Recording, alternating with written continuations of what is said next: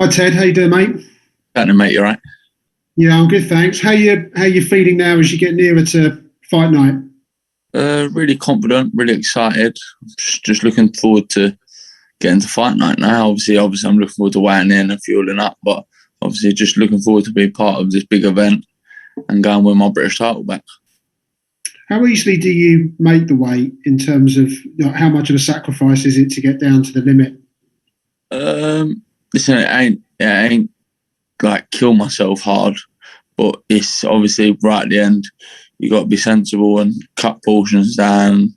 So it's like cut things out to make sure that I make the weight. Do you know what I mean? And make it right instead of it's all right leaving being heavy right to the last day and trying to drop a load of weight. But it ain't good. I like to sort of been sparring at what sort of weight I'll fuel back up to. Do you get what I mean? Once I weighed in. So obviously, to be honest, I don't want to be no higher than 5% up to the last few days, and then probably Wednesday I'll be a couple of pounds. Thursday hopefully on the weight, and then obviously weighing Friday. In terms of the build-up for this one, fighting in Gibraltar, how many times have you boxed abroad before? I'm thinking particularly perhaps as an amateur as well. How much have you done that before?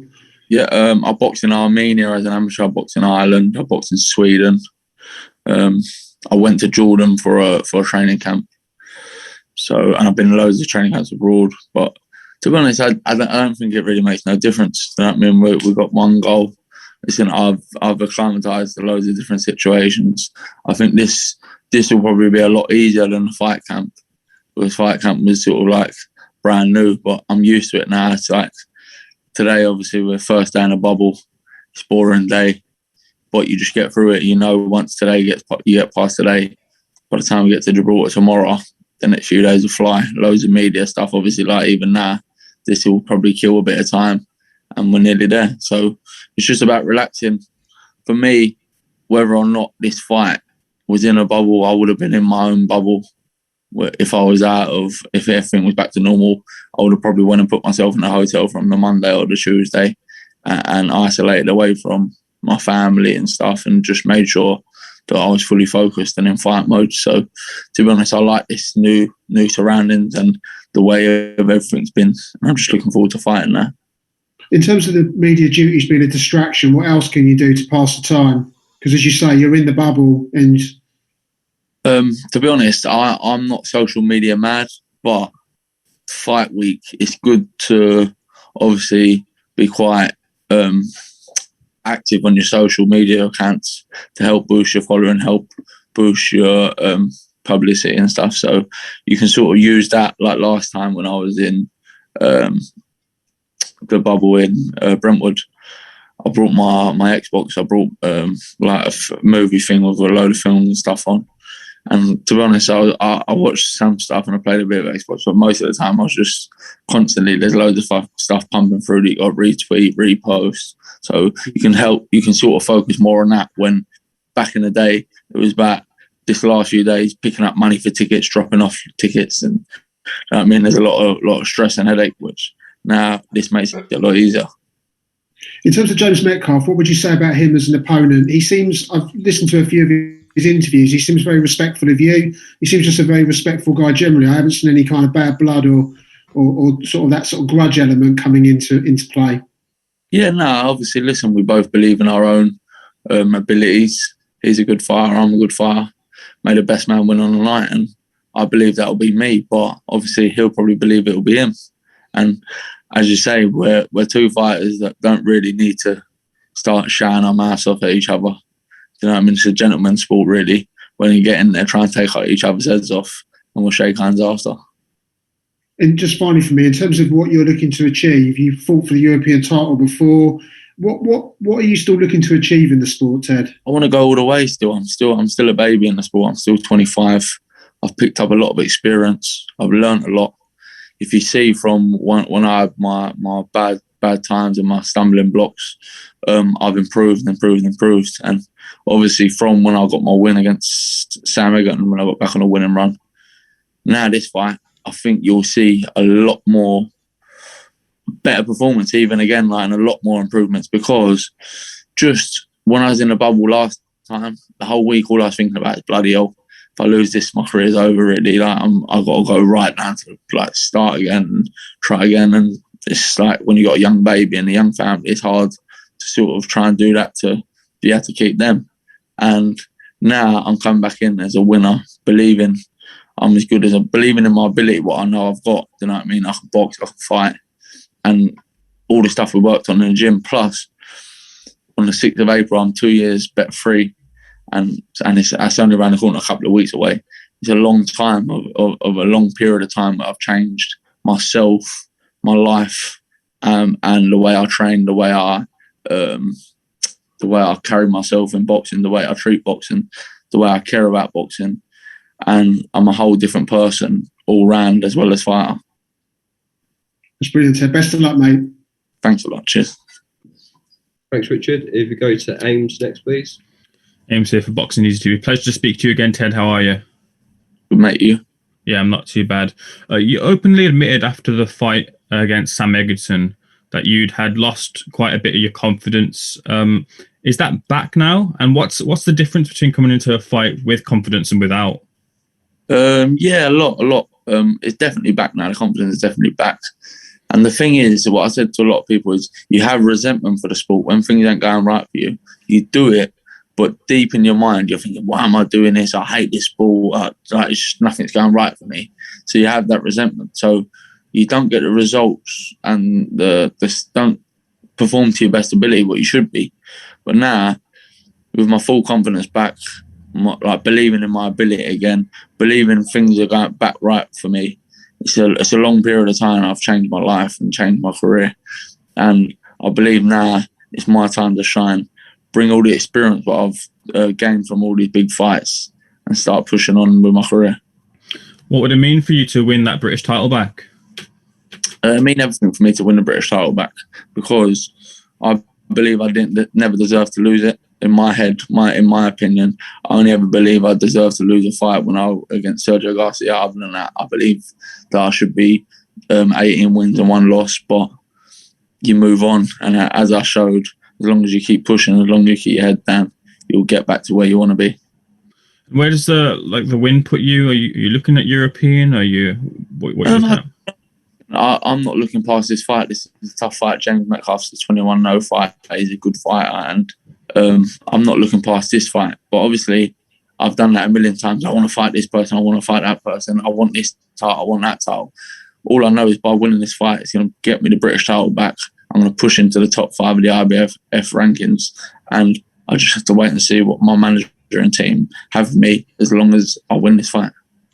There's a trend within the Sims gym now that people are pushing towards titles, pushing towards the top levels of the sport. Craig Richards in against Bivol. Joe Cordina is coming back off of an injury. Conor Ben's looking to step up a level. You're looking to step up levels too. Is it nice kind of having this happen all at the same time for that gym and motivating each other? Yeah, of course. We all battle against each other. It's a very competitive gym. You know what I mean? In training and sparring. Like, obviously, we could do a lot of sparring, in-house sparring, but obviously we still get a lot of people come down. But you can imagine what the in-house sparring is like, and how competitive everything, and the runs and bag work, the circus, everything. You know what I mean? Everything's competitive. Everyone wants to beat each other and outdo each other. So that's why, obviously, you're seeing all these results from our gym. Yeah, Kieran Smith and Troy Williamson are in for a final eliminator for that title that you could potentially win on the weekend. Would you want to defend against them if you won? And who do you think would come through that fight? I'm not too sure. I think they're both decent kids. Kieran Smith, I think, boxed a lot for Scotland, and Troy Williamson boxed for GB as well. So they both had good amateur backgrounds. They both ain't done a lot yet in the pro ranks, but obviously they're taking their chance, their opportunity. And I don't know who will win out of that. I haven't really looked too much into it. But obviously, as I say to you, I'm not looking past JJ Metcalf. I want to get this fight away with, and then we'll see what's ahead. All the best for the weekend, Ted. Thanks a lot, mate. Thank you. Thanks, Ames. If we go to Brett next, please.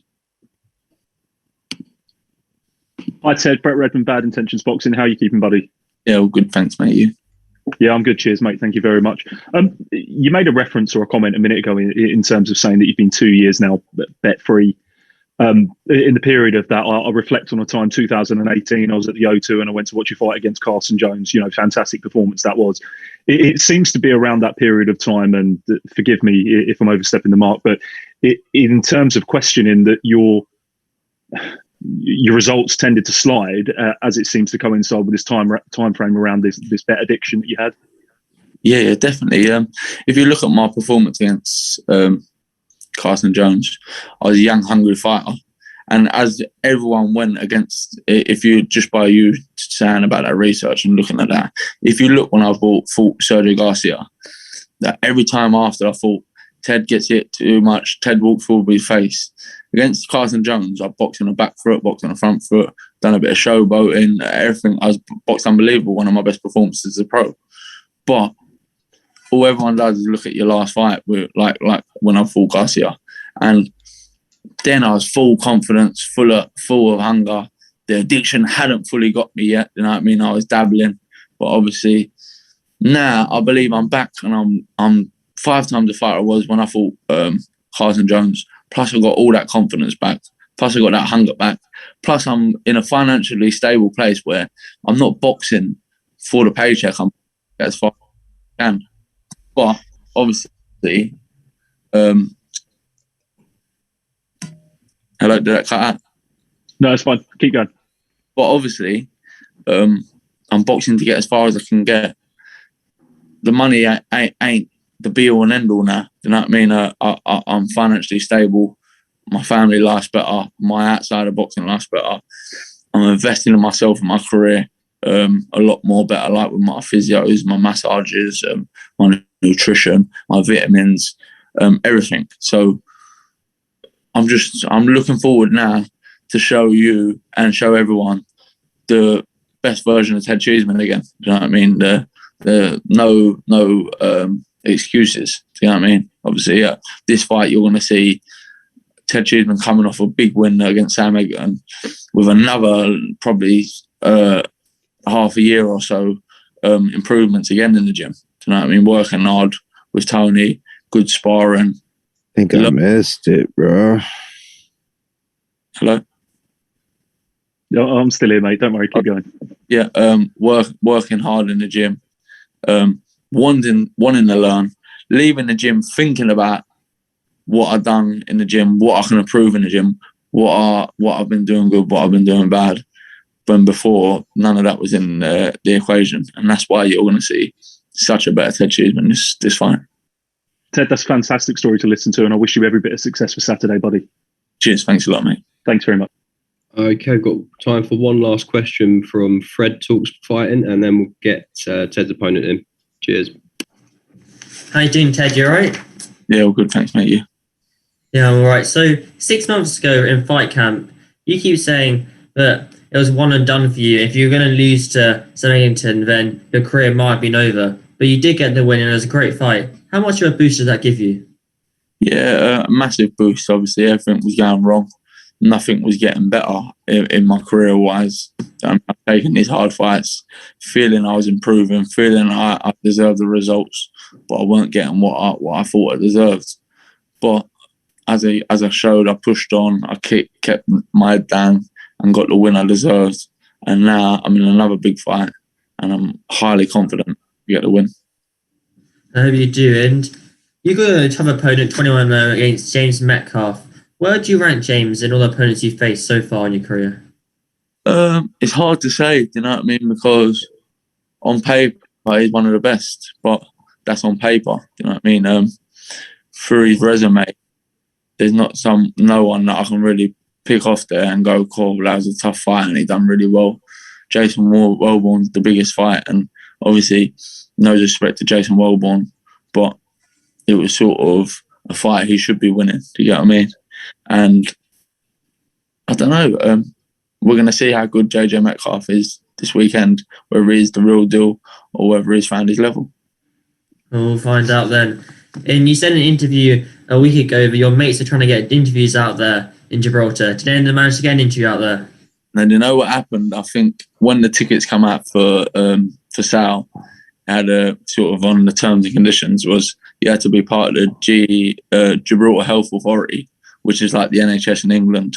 So a couple of them was going to go, but when that came out, it was just like, it's pointless. You're going to end up spending a load of money and then get there and not even be able to get in the show. So it's a load of money for nothing. All right, Ted, thank you so much. I really appreciate it. Cheers, mate.